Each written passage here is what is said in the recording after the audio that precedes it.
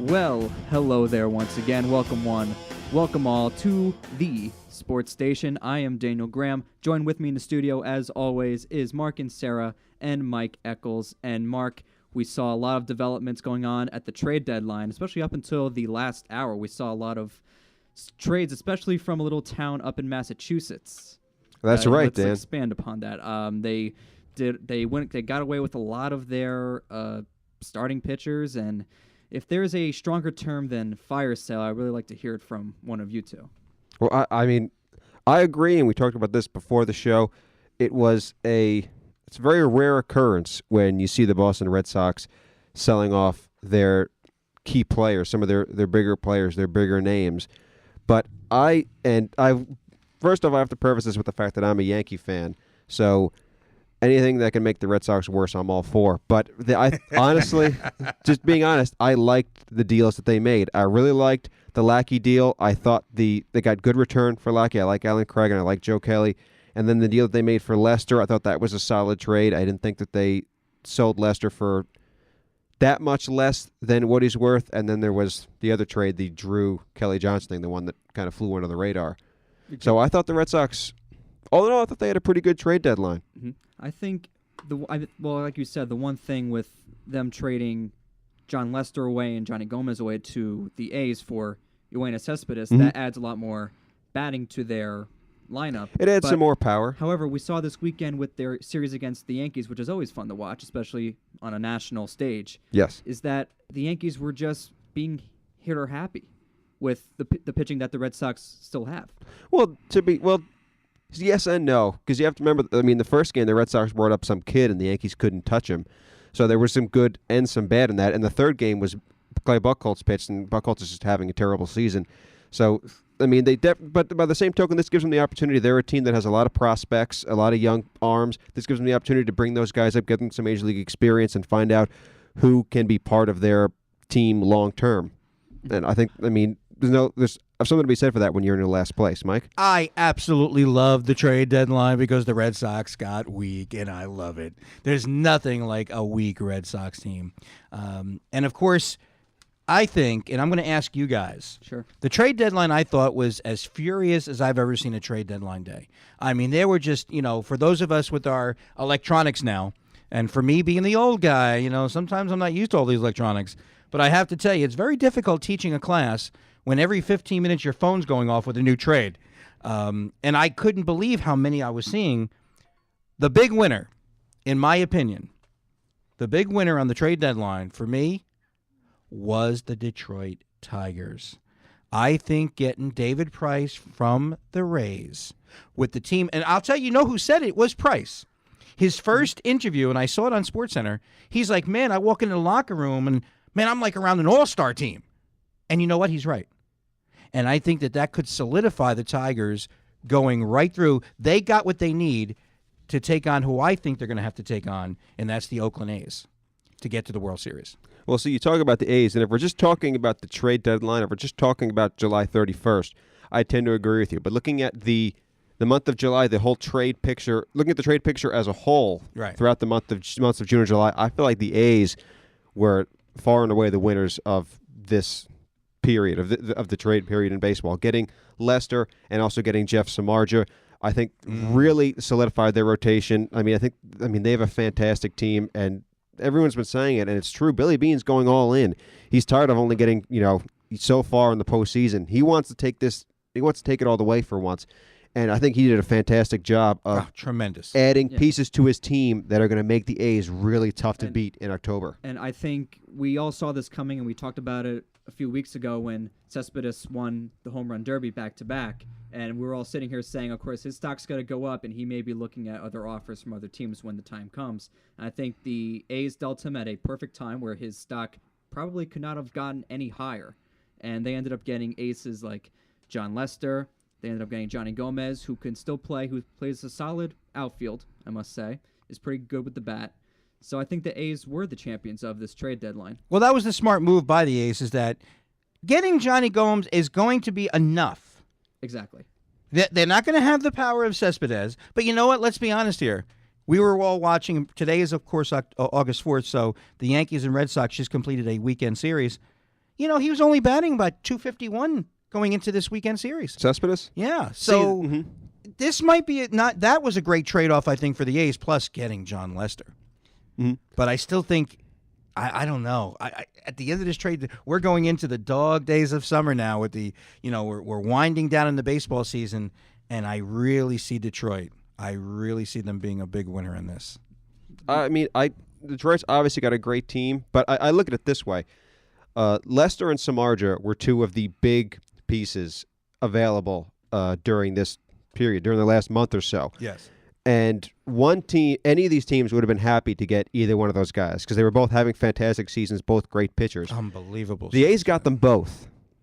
That's true. Now the A's, and this just, and I mean, they still have Scott Kazmir is having a great season. Their lineup is providing them with the offense that the pitching staff needs. They have, I mean, getting both of those guys to add to that team is fantastic. And I really feel like everyone's talking about, I mean, I remember when I told my dad about the trade, he said, boy, I don't like that deal for the A's, the Lester for Cespedes deal. And I really think that the return the Red Sox got in this deal is overrated. Because, I mean, we talk about Cespedes. Yeah, he won the home run derby twice in a row. I'm not sure how much that counts for.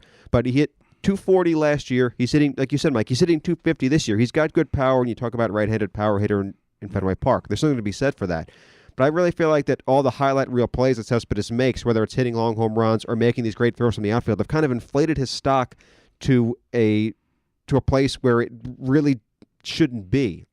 Well, unless the general manager in the Red Sox pulls off something amazing, Cespedes is going to be a very good player on a team for the next 3 or 4 years that will always be 15 games under 500. Do you really think, even he's a 254 career hitter, Mike, do you think, 262, excuse me, is great? Do you really think great player? No, I didn't say great. A very good player. Okay. But he's going to be a very good player on a team that's going to be 10 or 15 games under 500 for the next 3 or 4 years. Productive player. Yeah, absolutely. No, but I would say very good. Really? I think he's good because he's got the arm. So he's going to be putting out some home runs. He's going to put, I'd say, about 85, 90 RBIs every year. But then again, who's going to get on base in front of him? Dustin Pedroia's best days are behind him. And there is no more Jacoby Ellsbury. Pedroia is still a productive player. I agree with you. They don't have the table setter that Ellsbury was. Right. But Pedroia's best days are behind him. Yeah, but they're the Red Sox. They'll find something to plug that hole. But they always do. I hope they don't, of course. Here's the one thing that I did find interesting about the Red Sox, because you got to think about this. The Red Sox ballpark, Fenway Park, is a right-handed power hitter's fantasy. Because you only have... You just got to elevate that ball to make sure that clears that 310-foot green monster. Oh, yeah. On Saturday, Napoli sent one, right? Yeah, all these right-handed hitters, they love going to Fenway, making sure that they have the length to hit a ball like that, and Cespedes is no exception to that. So I think the Red Sox kind of saw that as an advantage, that Cespedes, if he can drive one perfectly over that Fenway Park fence at the Green Monster, I think something like that can be great for a power hitter. But I do believe after watching this weekend series with the Yankees and seeing what kind of pitching they have left in the bag for this season, it seems that the Red Sox are going to be limping throughout the dog days of August and the end of the season and not going anywhere. Well, let me ask you, too, because I want to hear what you guys have to say. Because I think one of the big losers who I really think should have done something to maybe distance themselves, and not only in the division, but to put themselves over the top for the American League, I didn't think the Orioles did enough during this trading flurry, especially July 31st. I don't think they have enough, in my opinion, to keep them ahead of the Blue Jays, and who knows, quite possibly the Yankees. Well, to be fair, on the way the AL East is looking, you don't need too much in order to win that division, because the teams in that division, the Orioles, the Blue Jays, the Yankees, are not as good as the top teams in that division used to be when the Yankees and the Red Sox used to fight it out back in the day. Right. I mean, I agree. They didn't do too much, but I still think the Orioles are the front runner in that division. In the division, but as you're in the American League East and you watch, as you guys just pointed out very nicely, not only Detroit, but the Oakland A's better themselves, and they both already have better records than the Orioles. Mm-hmm. And they went out and got better players. What are the Orioles going to do? Yeah, I might win the division, but am I a first-round exit again? It looks like it. Yeah. Because you got too much power in that American League Central and West, especially with the Angels being the front runner right now for the wild card spot. And calling them a wild card team, it really doesn't fit their personality because, of course, they have the best team in baseball ahead of them by 2 games. Right, exactly. Only 2 games. Only 2 games. And Mark? I mean, honestly, I still like the Orioles. I think they still have Chris Tillman and Wei Yin Chen, who are still serviceable starters. They have, I mean, I agree that at this point in time, they don't look like a team that's going to go far in the playoffs. But by the same token, how much would they have had to do in order to improve themselves to a level where they would be able to challenge a team like the A's and the Tigers? Was it really even feasible for them to do something without like having to give up way too much in order to get there? Well, here's a good discussion point. You guys were just pointing out the whole Cespedes thing. And, Mark, you were pointing out, of course, Billy Beane has got to be one of the most admired general managers with the budget that he has. Mm-hmm. Maybe they give up Markakis. For what? Get something. For anything. what? Get a starting pitcher, getting a closer. Yeah, or but if something. you're robbing Peter to pay Paul in that situation, Markakis is one of their best players, one of their best hitters. What are you going to get in return that's going to equal the value that he brings to that team? Anything that's going to get you over the top. I mean, yes, but how do you know that's going to get you over the top? Well, if the A's didn't know that and they got John Lester. Yes, but they gave up The Tigers didn't know they got David Price. Yes, but they didn't give up players who are anywhere near as good as Markakis. Markakis, you're ranking him very high right now, and I know you got that a little Well, electronic. Markakis is a very good player. What is Markakis right now? As we're sitting here on Markakis August 4th? is hitting .286 with 9 homers, 38 RBIs. Oh, 9 homers and 38 RBIs in August. That's not exactly, but I know that he's got trade value. And I'm wondering why they couldn't pick up somebody themselves. Well, wait a second. You're deriding his statistics in one second, and then you're talking about how he has trade value the next. Because, how do those two things No. jive? What I'm saying is that I don't put him at the same level as you're putting him at as value to the Orioles. But I do think that he's productive enough that he could have brought someone over the top, especially someone in the final year of their contract. Example. Okay. Example. You know what? I would have gotten Cespedes if I were the Orioles. Why? Why would you Because of that You're power. talking about trading Markakis for Cespedes? I think you wanna I would've trade a got guy. Cespedes. You want to trade a guy who's hitting .286 for a guy hitting .250? Or I would at least try to get John Lackey. All right. Well, yes, but how would that? Yes, but would that improve your team? How would that? I think that would have. Yeah, absolutely. I think the Orioles could have done a little bit more to try to keep pace with both the Tigers and the A's.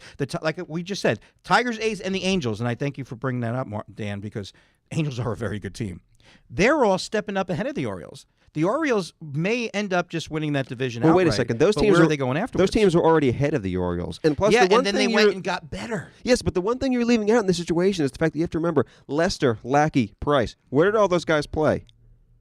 They all played in the AL East, right? The same division as the Orioles, which meant that it was going to be tougher, and they're going to be a tougher decision for the Orioles to make to trade a player like Markakis within their division, and the teams that they were trading with were going to be more likely to trade within their division. Tougher, yes, but I don't think the Red Sox proved with the Kelly Johnson trade with the Stephen Drew. Yeah, but that's different. That's not They're a deal. Not, the Red Sox are ready to trade within the division. Yes, but that's not a deal. That's the same size, has the same impact as a Lester trade, as a Lester or a Lackey or a Price. That's different. So if you were GM of the Orioles, you wouldn't have done anything either?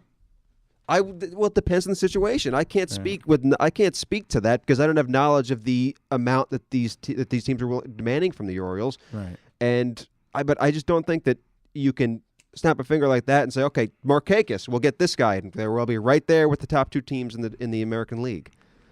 I just kind of feel like you're going a little bit overboard here. I don't feel like you're looking at the situation thoroughly enough. I'm looking at the standings. Okay. Looking at the records. The Orioles are not nearly as good as the A's, Tigers, and Angels before the trading deadline. Mm-hmm. And then all of those three, well, especially the Tigers and the A's, got better. Yes, they did. And I didn't think the Orioles, I think the Orioles just stood pat, and I don't think they're that good. I don't think they're good enough right now that if the playoffs were to start today, the Orioles might get swept. Yes, but how do you know? I think they get swept in the How first do you round of know that a playoffs. trade that they would made would have put them in a position where they would be on an even keel with those teams, good enough to beat those teams, and it wouldn't have taken enough away from them to essentially offset the value of the player they were bringing in? Haven't you ever taken a risk?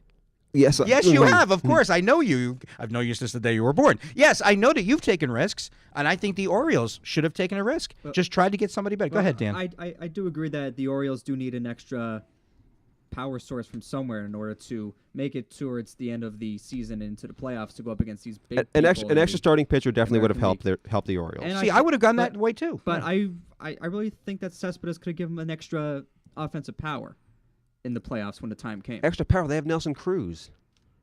But having Cespedes wouldn't be a bad asset either. Yes, but Cespedes is but what would they have had to give up in order to get him? And Cespedes is not this fantastic once in a lifetime player. He's a good player.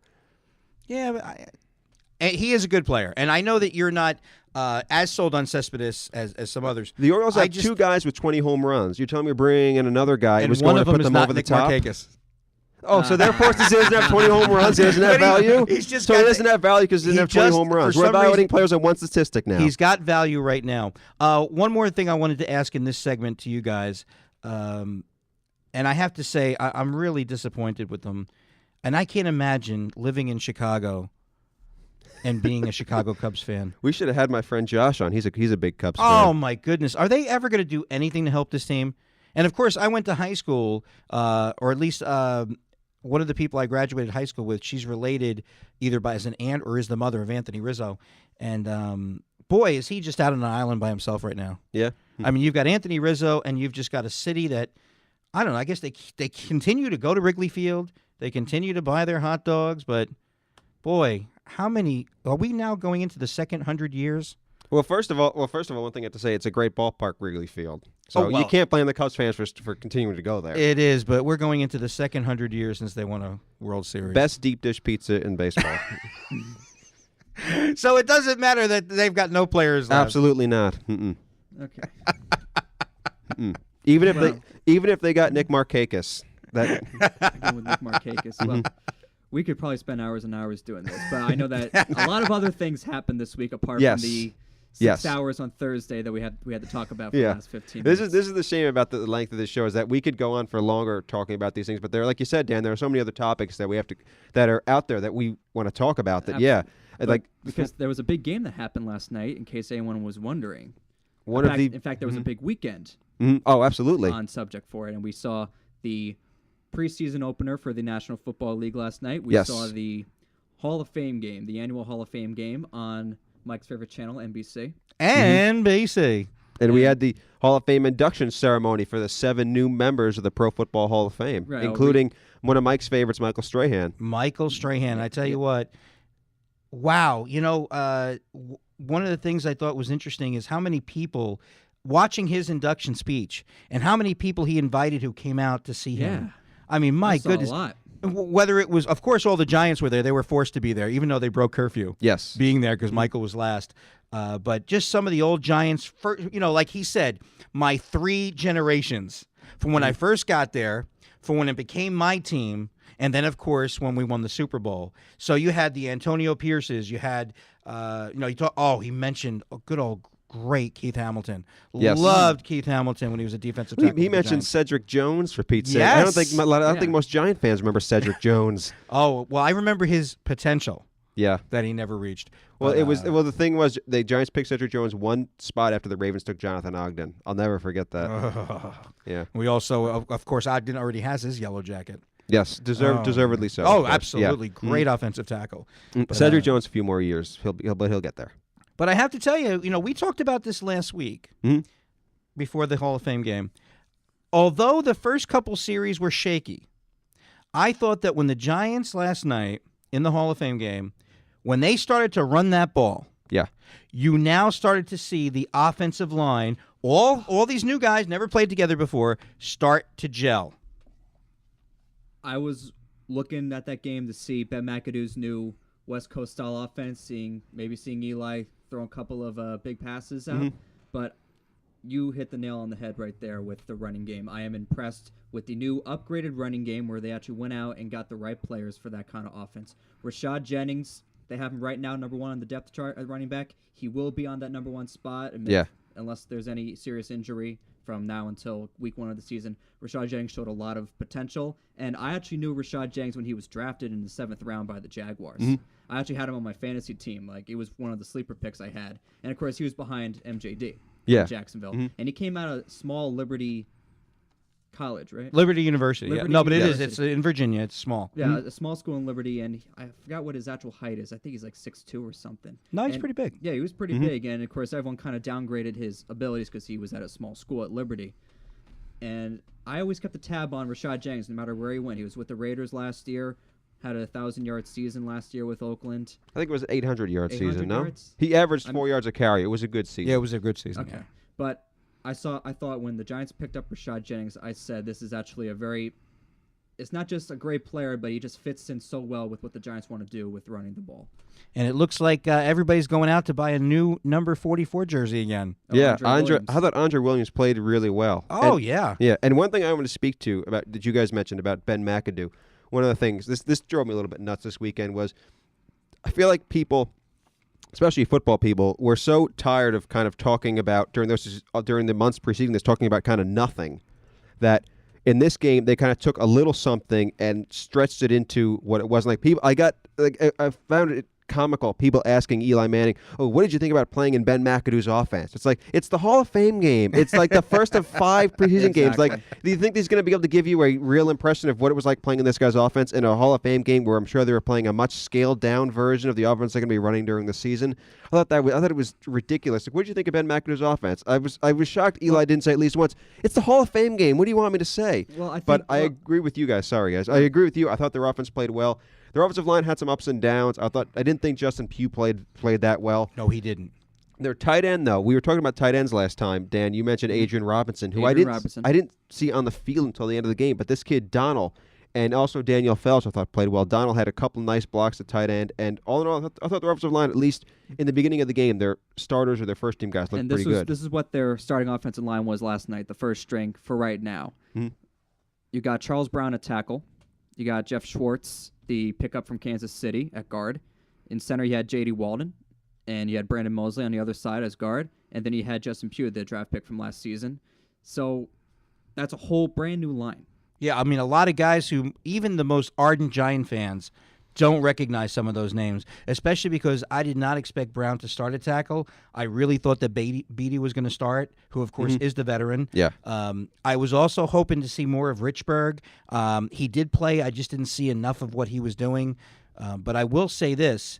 In that running game last night, probably as much as the Giants line, at least gelling for the first time during that touchdown drive where they did a lot of running with Eli in there, boy, did Henry Hanoski make some great blocks. Yeah. Welcome back. Heinz. Wow. But wow. The one thing I feel sorry for, and I'm really sorry that the fullbacks are just becoming an extinct position in the NFL nowadays. They've had this guy, and the Jets had him a few years ago too, John Connor. John Connor. Yeah, John the Connor. Terminator. Concrete Connor. I mean, I saw him running yesterday, and he was just running like as if nobody was there.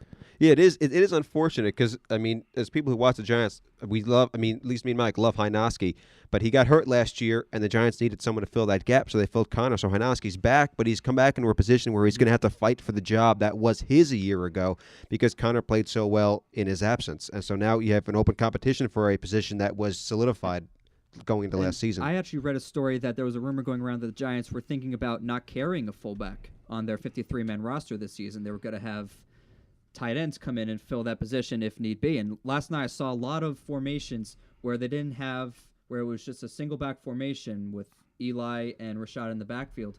And then the tight end would come out in motion. Did you see that? But I also saw, like you say that about the tight end, I saw actually Donald coming back into the backfield, lining up on the wing. It was almost, but the funny thing is it's supposed to be McAdoo's offense.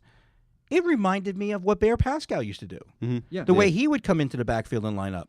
I can't imagine the Giants not keeping at least one fullback because on that drive that they got the touchdown with, which is the first team offense, Hinoski played such a key role in at least 2, if not 3, of those big runs that either Williams or that Jennings had. Mm-hmm. So I can't, especially the touchdown. Yes. If you look at the touchdown, he just blows this one linebacker off the line of scrimmage and just gets himself between him and this linebacker who never got a hand on Williams when he scored the touchdown. Well, also the touchdown, that was, I thought, Pugh's best play of the night. If you watch Pugh in the touchdown, he basically picked up his guy and planted him on the turf.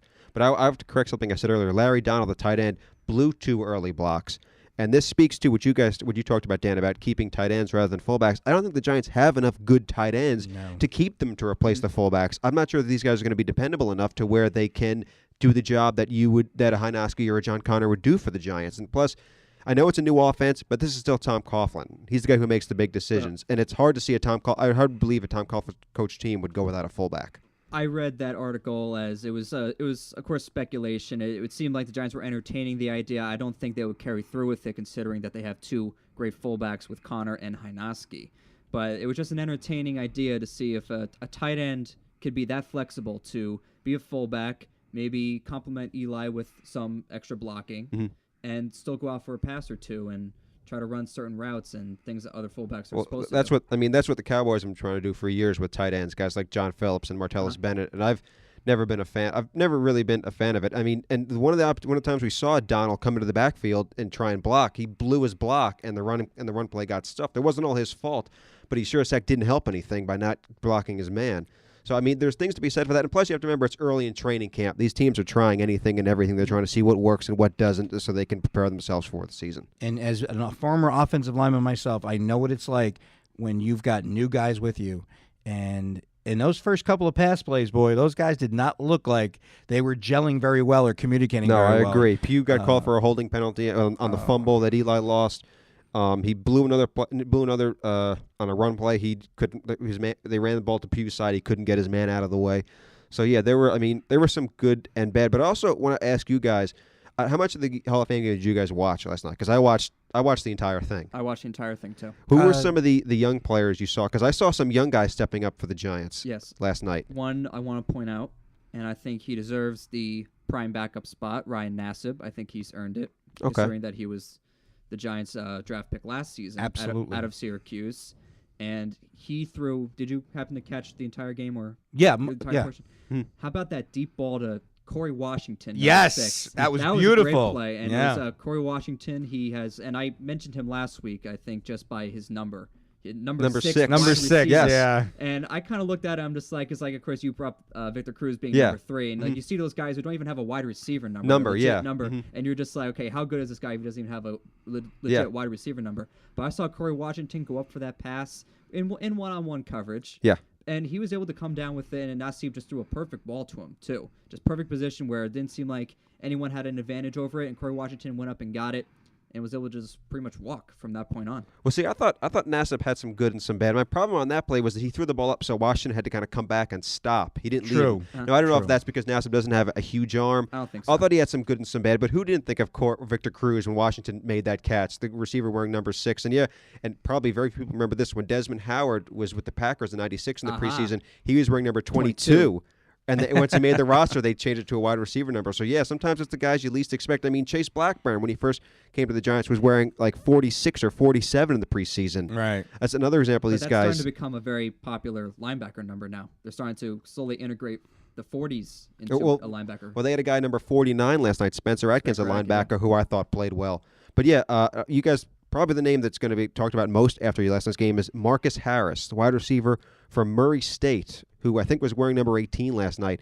Caught a bunch of passes. Yes, he did. Had a great game. Had a nice block on, I think it was a screen to Rashad Jennings. Just almost set the field on fire. He was fantastic. And he showed that he has some spectacular yards after the catch. Yes, he some caught a few Elusiveness. Short passes from Nassib and was able to break a few tackles Yes. and put on some nice spin moves to show off to the Canton audience. And to be fair, Nassib is competing with the backup quarterback spot with Curtis Painter. So all he needs to do is not take the snap and fall down, and I think he'll have that job. Well, I just don't understand why Curtis Painter is even on the roster. I think he's a good quarterback, but of course not in the ranks that the Giants would want him to be. I feel like calling a good quarterback is stretching the truth a little bit. I'll take Nassib any day. I thought he really I would take himself. Nassib as the number 2 But now quarterback. the one guy I was looking at last night, who I don't know if he really had that good a night last night. He did have one quarterback sack. Maybe I'm just wanting more from him, and that's DeMontre Moore.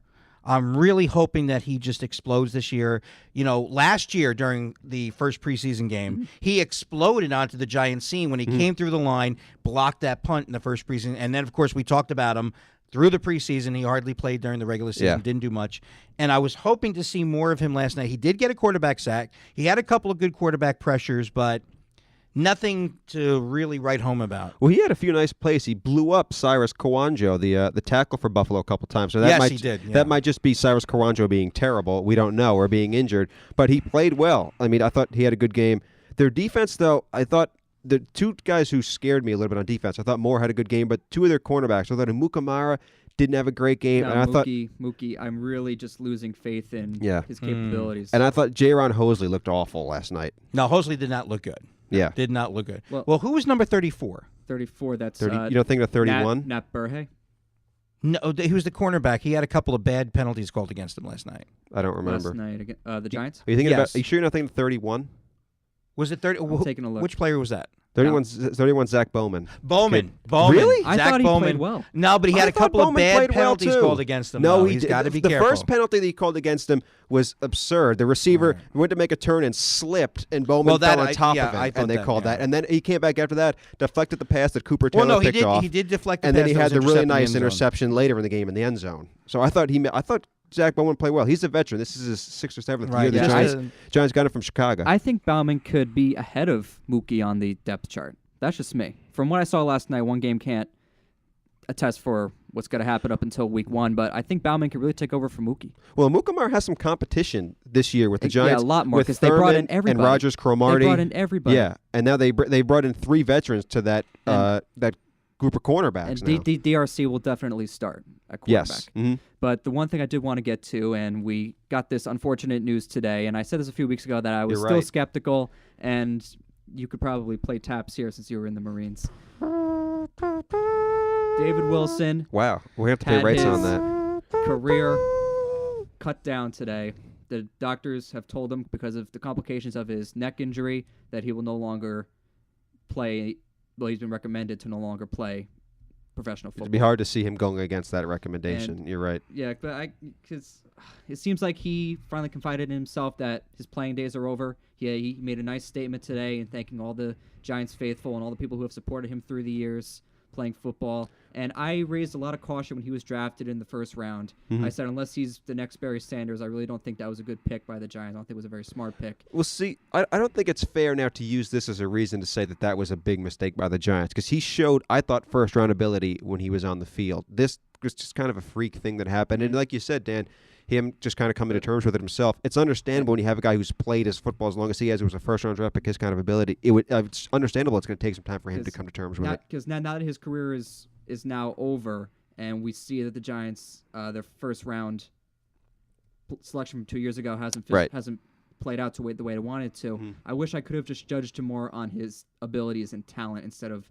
the injuries that have nagged him since he first put on a Giants helmet. Well, he's always going to be a great what if for the Giants. What if this guy had stayed healthy? What if this guy was able to realize the potential that he clearly had when he was with the Giants? And there's always going to be a question mark next to his name.